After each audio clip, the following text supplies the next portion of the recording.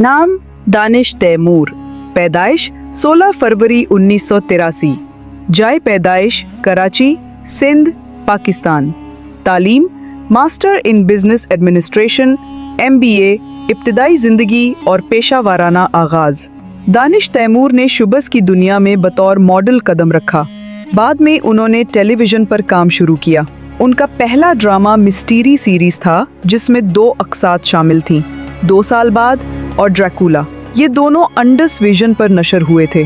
Career की नुमाया कामियां उन्होंने बहुत से ड्रामों में काम किया है, जिनमें काबिले जिक्र हैं रिहाई 2013, अब देख खुदा क्या करता है 2018 से 19, दीवानगी 2019 से 20, इश्क है 2021 और कैसी तेरी खुदगर्जी 2022।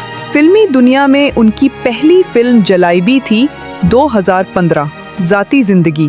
दानिश तैमूर की शादी अदाकारा आयजा खान से हुई थी 8 अगस्त 2014 को।